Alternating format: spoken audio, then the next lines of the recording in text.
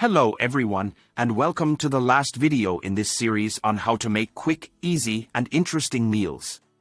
This last one is embarrassingly easy to make, so much so that even I, old Alex here, can tell you how to make it.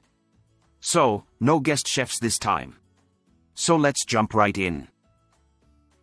Making sweet potato toast is super easy and a delicious way to switch up your breakfast routine.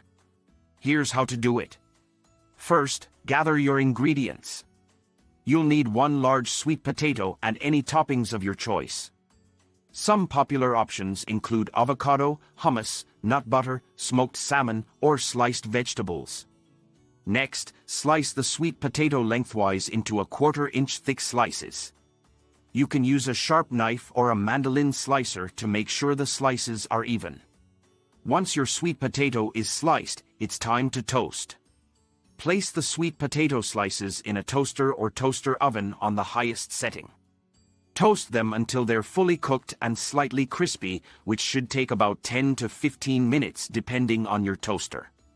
Finally, top your sweet potato toast with your favorite toppings and serve.